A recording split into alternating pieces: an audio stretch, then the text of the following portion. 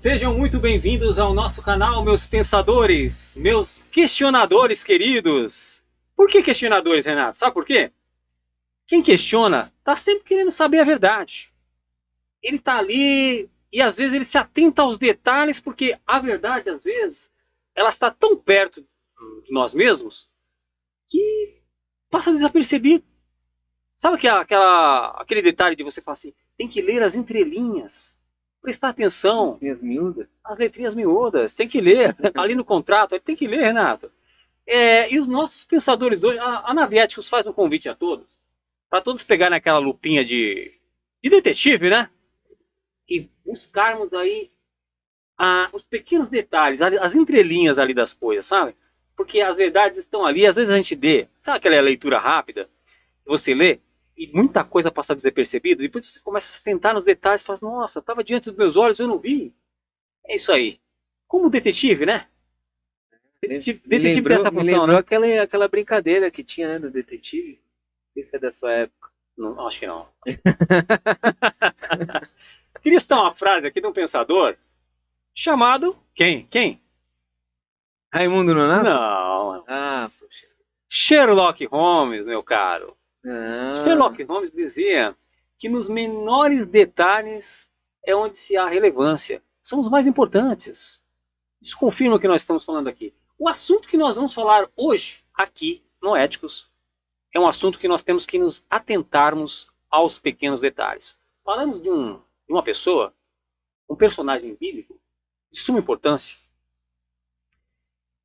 que se chama Daniel.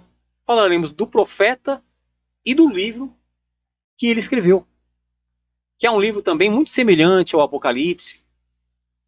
Daniel, definitivamente, ele era um pensador. E ele era ali, com certeza, um detetive também, porque ele conseguia pegar os sonhos. Ele tinha algumas aptidões ali, conseguia uns feitos ali que estava à frente da época dele, né? E todo pensador também está à frente de sua época. Bom, Renato, pergunta que eu quero fazer. Lógico que a Bíblia fala do profeta Daniel. Aliás, se você, pensador, tem esse nome, faça jus ao nome, porque é um nome de alguém que usava muito o seu poder de questionamento. Com certeza era um grande pensador. O significado do nome, Daniel, quer dizer Deus é o meu juiz. A Bíblia fala do profeta Daniel, mas assim, ele tinha alguma... Por que ele estava à frente da sua época? Por que ele se destacava? Que ele tinha? Qual a aptidão que ele tinha? Ele tinha um dom? Por que ele era tão bem visto na sociedade? Elementar, meu caro Emerson. Antes de mais nada, quero saudar os meus queridos passageiros e tripulantes pensadores da nave Éticos. Sejam muito bem-vindos. Aqueles que não são inscritos ainda, por favor, se inscrevam no canal, curtam, comentem, compartilhem. Façam parte da nossa viagem e nos ajude aí a alçar voos cada vez mais distantes. Então, né? Como a gente já viu aí em vídeos anteriores, tanto no vídeo dos sonhos como no vídeo dos anjos, né? Daniel aí era um cara que estava em todas, né? Ele tanto tinha sonhos como falava com os anjos, né? Os anjos revelavam para ele, né? As profecias, né? Os Ali com sonhos. Deus ali então, hein? É um cara que estava em constante contato ali com Deus, né? Ele orava ali 3 vezes por dia, ele dobrava o joelho dele ali, estava sempre em oração, né? Um cara fiel mesmo à palavra. Então, chegou ali, Daniel capítulo 2, Nabucodonosor teve um sonho, né? Como a gente já falou, e ele não queria contar o sonho para ninguém, queria que alguém interpretasse o sonho dele. Então Daniel foi lá, fez uma oração, fez um louvor, né, juntou ali já com Sadraque, Mesaque e Abednego, né, para fazer um louvor, e chamaram a atenção ali de Deus, que mandou um anjo ali para revelar para ele o sonho de Nabucodonosor. E aí o sonho era o seguinte: Nabucodonosor, ele sonhou com uma estátua, né, que aterrorizou ali a mente dele, uma estátua enorme, que era, né, dividida em partes ali. Então a cabeça dela era de ouro, o tronco e os braços eram de prata, o abdômen e o quadril era de bronze, as pernas eram de ferro, e os pés eram uma mistura ali de ferro com barro, né? E no fim do sonho vem uma rocha ali que que ataca ali os pés da estátua e destrói tudo, vira pó. Então aquilo ficou, né, Nabucodonosor ficou impressionado com aquele sonho. Foi impactado. Impactado, ficou, né, temeroso. E aí Daniel foi lá e explicou para ele o sonho dele. Então o que significava a cabeça de ouro? A cabeça de ouro era o próprio reino de Nabucodonosor, o Império Babilônico. E aí na sequência vai se, né, profetizando aí os impérios seguintes. Então passou-se o Império Babilônico, veio o Império Persa, o império ali que representado pela prata, né, o tronco ali, o tórax dos braços, né, um império forte, poderoso. Né. Na sequência veio o Império Greco-Macedônico, né, ali o abdômen de bronze com quadril. E aí veio então as pernas de ferro, o Império Romano. Né? Muitos, né, veem que assim, o Império Romano acabou, mas não. O próprio Zacarias diz que uma nação foi feita em um dia. E o Império Romano ele ainda persiste ali, representado pelo Vaticano, que é um governo ali que é até mundial, né? O Vaticano ele comanda aí globalmente, né? Sim. O profeta Isaías também falava que uma nação também seguiria num dia. Então, isso, Zacarias. Isaías também. Isaías também. Isaías também. Então, nós temos aí até hoje, né, um império, né, que governa aí pelo mundo e que chegamos aí aos pés da estátua, né, que é uma profecia que ainda não se cumpriu por completo. Então, hoje, né, nós vemos aí esse império de ferro aí, o império do Vaticano, fazendo alianças com o governo, organizações, né, ONU, União Europeia, G7, G8, né, COP23, né, todas essas organizações aí que a gente já viu aqui, que se juntam aí, né, no intuito de um governo mundial, um governo único mundial.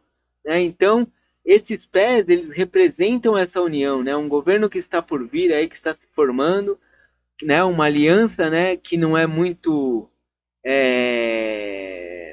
forte, né, porque o ferro não se mistura com o barro, né, mas a fim de erguer aí um governo único mundial, né, o governo do anticristo, sim, que já falamos aí sobre o anticristo também, outro vídeo aí que a gente já citou, e por fim vemos uma rocha que vai de encontro com os pés da estátua, né, que vai de encontro com esse governo único mundial. Colide com isso. Colide e destrói, né, toda a estátua, né? Todos esses impérios que lutaram aí contra o povo de Deus, né? O Império Babilônico, o Império Persa, né? Essa estátua representa tudo aquilo que lutou contra o povo de Deus. Toda a oposição. Toda a oposição ao povo de Deus. E a rocha, Jesus Cristo, vem, né, dos céus como o reino de Deus, né? Que destrói esse governo do anticristo e finda ali, né, e forma ali o governo que durará para sempre, governo eterno, a rocha, Jesus Cristo, né, o nosso Senhor e Salvador aí, Rei do Universo. Bom, então vemos que o profeta Daniel ele era um homem que se destacava dos demais, um grande pensador aí à frente da sua época, um grande detetive, porque você viu que ele pegava e se atentava a todos os detalhes, que esses sonhos eram complexos, né? E ele ali meio desmistificava tudo aquilo ali. É muito interessante isso. Daniel ele era um homem, um estadista. Ele era um homem muito apreciado pelo rei Nabucodonosor. Ele era um homem que tinha muita influência dentro ali do palácio, dentro do governo ali da Babilônia ali. E era um homem de fé. Isso é incontestável. Daniel, ele, como você falou, ele orava 3 vezes ao dia. E isso irritava, né? Porque as pessoas no reino da Babilônia tinham muita cultura pagã, né? Muitos outros deuses ali, e Daniel orava para os deuses da Bíblia, o Deus ao qual o Renato conhece, eu conheço, vocês conhecem. E ele fazia isso à mostra, tá? Ele saía literalmente pela janela do palácio, se ajoelhava ali, de frente ali à varanda ali, para que todos vissem que ele estava exercitando a sua fé. Era uma coisa explícita. E isso também despertava a admiração de alguns e a ira de outros. Muitos viam Daniel como a crescente expansão de Daniel como uma ameaça. Ele era muito amado pelo rei Nabucodonosor. Depois que, literalmente, Daniel traduziu ali os sonhos do rei, o rei passou a ter uma admiração profunda por ele. E, bom, como a gente falou, né, despertou a inveja dos outros. E essas pessoas tramavam contra Daniel. E ficavam ali incentivando o rei a tentar achar alguma irregularidade na vida de Daniel. Forçavam o rei ali a fazerem decretos contra Daniel, né? De um modo geral, contra todo o povo, mas assim, que sabiam que ia afetar Daniel. Por exemplo, o rei fez um decreto que não podia se adorar outro deus, que não fosse os deuses que eles cultuavam, e também não podia se orar, não podia fazer nenhuma oração a ninguém pelo período de 30 dias. E o que Daniel fez? Daniel já tinha o hábito de 3 vezes ao dia orar, com os horários certos, ele era um cara regrado. Ele afrontou o rei, e a todos, e continuou ali, ou seja, ele preferia morrer do que negar a sua própria fé. E o rei se viu forçado a condená-lo, e a penitência da época era o homem ser jogado à cova dos leões. Roma tinha muito disso, né? O Coliseu Romano, os cristãos eram devorados pelos leões ali também, os gladiadores também, né? E Daniel literalmente desceu à cova dos leões. A Bíblia fala que um anjo selou a boca daqueles leões. E ele não foi devorado. Então, assim, os feitos de Daniel são muito grandes. Acho que era do tamanho proporcional ali à fé desse homem. Ele era de uma fé também tremenda. E agora uma pergunta que eu te faço. Daniel, ele interpretou o sonho do rei Nabucodonosor, mas ele também tinha visões, ele também tinha sonhos, e ele também tinha essa qualidade de interpretar os seus próprios sonhos, suas próprias visões. Sim, exatamente. Depois do ocorrido aí na Cova dos Leões, né, no capítulo 7, fala do sonho, né, que Daniel teve com 4 animais. Então, nesse sonho, apareceu para ele primeiramente um leão com asas, né, e aí o leão perdeu as asas e tal, e depois apareceu um urso voraz, que devorava todas as nações, né, que devorava tudo que vinha pela frente, né, depois apareceu um leopardo com 4 cabeças e 4 asas, e por último, né, apareceu um animal que ele nem consegue descrever, de tão horrendo que era, mas a descrição que ele dá é que o animal tinha dentes de ferro e tinha 10 chifres. Né? Então aí vem a interpretação, né? Ele recebe aí a visita de um anjo também, que o ajuda a interpretar o sonho, e ele explica que, assim como no sonho de Nabucodonosor, o primeiro animal que aparece representa o Império Babilônico. Então, aquele leão, né, que perde as asas, ele representa o Império Babilônico, que também caiu, né, perdeu as asas, né, perdeu o seu poder. Nabucodonosor, aí, antes, né, disso acontecer, ele teve um outro sonho, em que Daniel revelou para ele que o reino dele ia ruir, que ele ia passar por uma situação vergonhosa, ia passar um tempo como um animal, vivendo no meio do mato, aí, comendo grama. Então a queda das asas representa essa queda aí de Nabucodonosor, né? Então, assim, na mesma sequência, né, vem o urso, assim como a estátua tinha, né, a representação da prata ali, do tórax e dos braços, né, a força do Império Persa, ela é representada aí pela voracidade aí do urso que devorava tudo e a todos, né? Então o urso vinha devorando tudo, que é exatamente como o Império Persa agia, né? Uma carnificina, né? Destruía tudo que vinha pela frente. E depois vem o leopardo, né? Que representa, assim como o bronze representa o Império Greco-Macedônio, o leopardo também representa o Império Grego-Macedônico. E por fim, né, o ferro, né, vem aquele animal indescritível, horrendo ali, com dentes de ferro, né? Então, ali também representa o Império Romano, assim como as pernas de ferro, né? Esse animal com dentes de ferro também representa o Império Romano. E da mesma forma que o pé representava essa união aí de impérios e nações, os chifres também, os 10 chifres, né, na cabeça desse animal, também representam essa união, né, essa organização de reinos e países que se juntam aí para um governo único mundial. Né, que inclusive neste sonho, né, dentre os 10 chifres, 3 caem e surge um pequeno chifre cheio de olhos, né, com vozes, né, arrogantes e blasfêmicas, né, que representa exatamente o anticristo, né?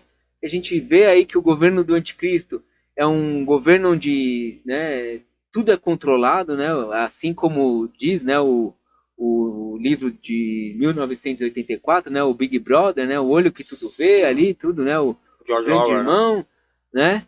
Então aquele pequeno chifre, né, tem olhos que veem tudo. Então você vê que um sonho complementa o outro.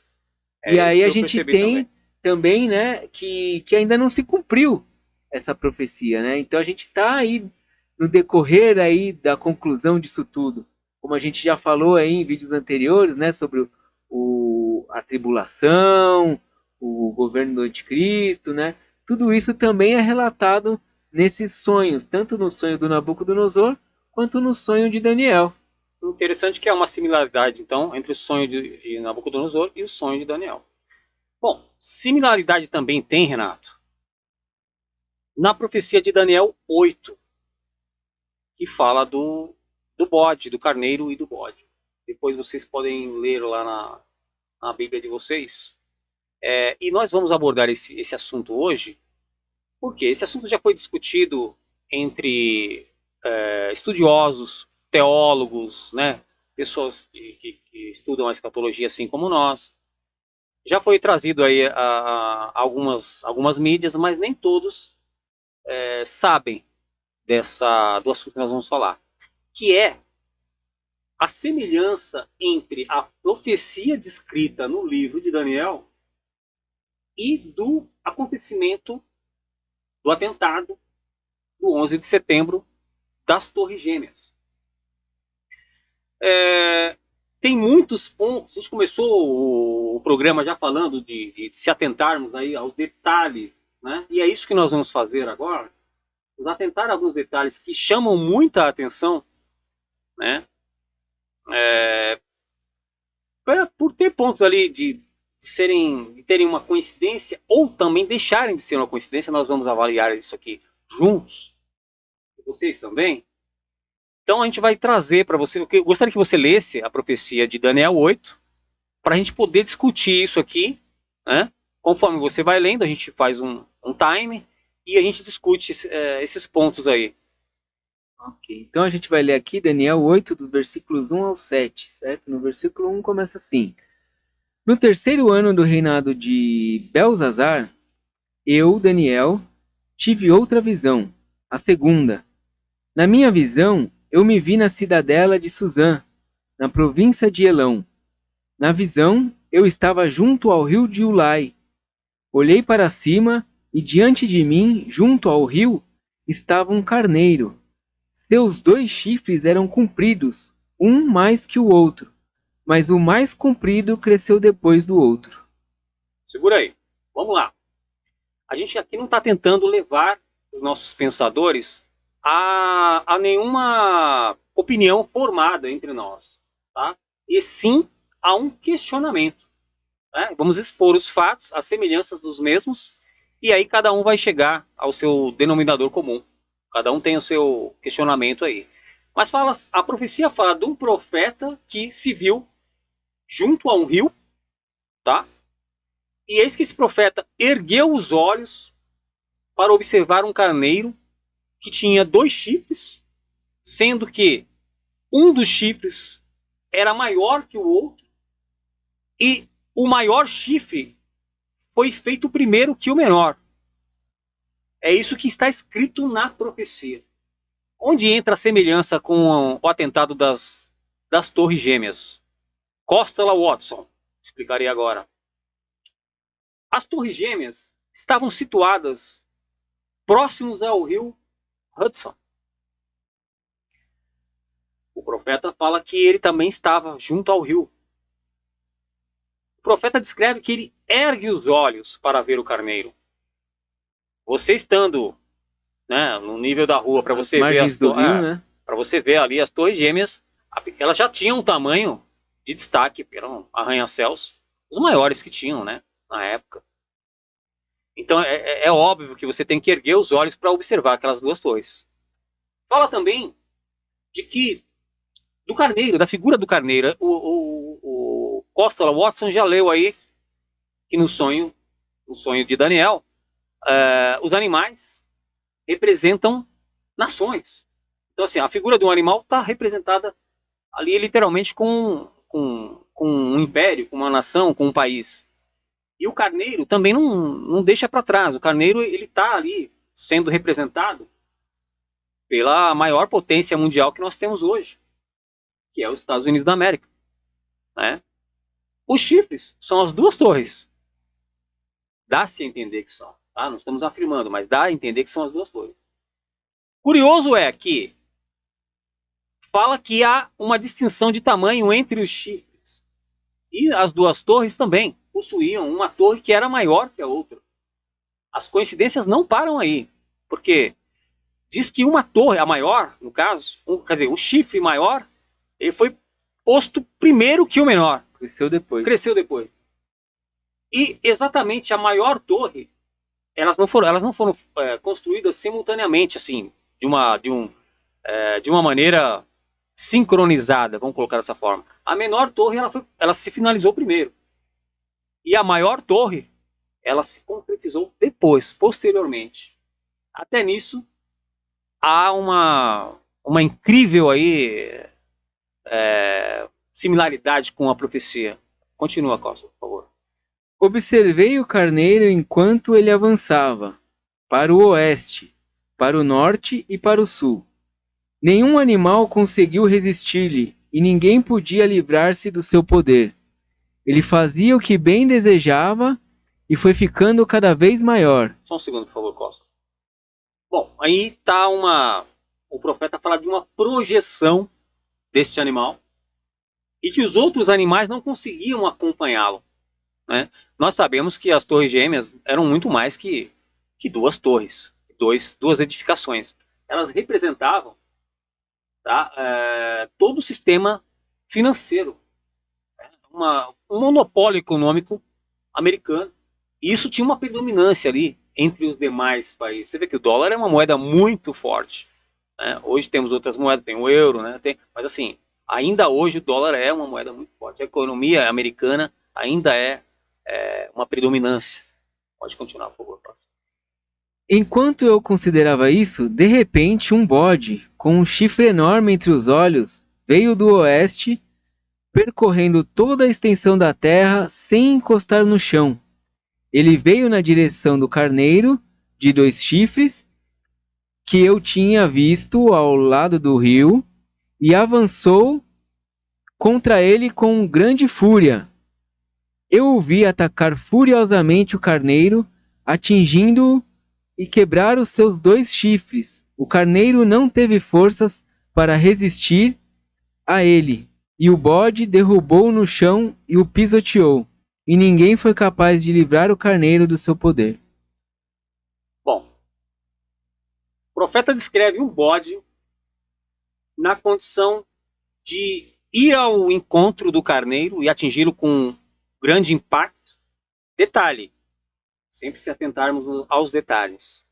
O profeta descreve que o bode vinha sem tocar o chão, muito semelhante a uma aeronave sobrevoando. Fala que esse bode se chocou contra o carneiro e lhe quebrou os 2 chifres. E as 2 torres, lamentavelmente, né, ao custo de milhares de vidas de pessoas que vieram ao chão no dia 11 de setembro. E também fala sobre um chifre de destaque entre os olhos deste bode. Cóssula, pergunto a você e aos nossos pensadores, quando nós observamos uma aeronave de frente, o que nos chama a atenção, de frente, tá? Não de lado, de frente. Você vê logo em destaque o bico da aeronave e as duas turbinas, tá? Isso para um profeta, para um homem daquela época, como que ele poderia descrever? Não melhor da maneira como o profeta Daniel descreveu. Um bode, né, com um chifre predominante, avançando, ou seja, em destaque, no meio de dois olhos. Por fim, a profecia fala que este carneiro foi esmagado, ele foi pisoteado, sofreu um golpe. E a gente analisando um golpe de pisotear, para se pisotear, né? Ele vem de cima para baixo. As torres foram implodidas não, elas foram, elas caíram, né? De cima para baixo. Como você falou que a pedra vai golpear lá os pés da estátua, né? No sonho lá de Nabucodonosor. Os pés é a base, né? As torres foram atingidas bem ali na base. Ou seja, tem muita coisa que merece aí um segundo pensamento, né? Uma segunda opinião, uma reflexão maior. Daniel, além dessa profecia, tem muitas coisas no livro dele, tem muitas outras profecias que ele também já previu. Uma delas é o surgimento do Messias, Jesus Cristo. Tá? Nas 70 semanas de Daniel, ele previu ali que haveria um Messias. Ele dá detalhes sobre o nascimento de Jesus Cristo, daquela época. E essa profecia já se cumpriu. E também ele prevê ali o surgimento do anticristo, no período dessas 70 semanas aí. Mas esse assunto, meu caro Cóstola Watson, ficará para a nossa próxima abordagem, a nossa próxima viagem, nosso próximo episódio do Como Ecos. vocês podem ver, chegamos ao fim de mais uma viagem. Espero que vocês tenham gostado. Aqueles que não gostaram também, por favor, curtam, comentem, compartilhem. Né? Deixa aí uma crítica, uma sugestão, um pedido de oração, um elogio. Vai ter musiquinha? Aquilo que tocar no seu coração. Sim, sim. Não esqueçam aí no final, no encerramento do vídeo, aqueles que chegaram até o final, deixar no comentário aí qual a música que tocou no final, né? Não, é um enigma, né? Vamos ver. Não vamos dar pista não vamos dar nenhuma pista. Nem eu sei qual a música que vai tocar. Mas enfim, não esqueçamos jamais, melhor do que sermos céticos é sermos éticos. Fiquem com Deus. Venha ser éticos, vocês também. E até mais. Até mais, até breve. Tchau, tchau.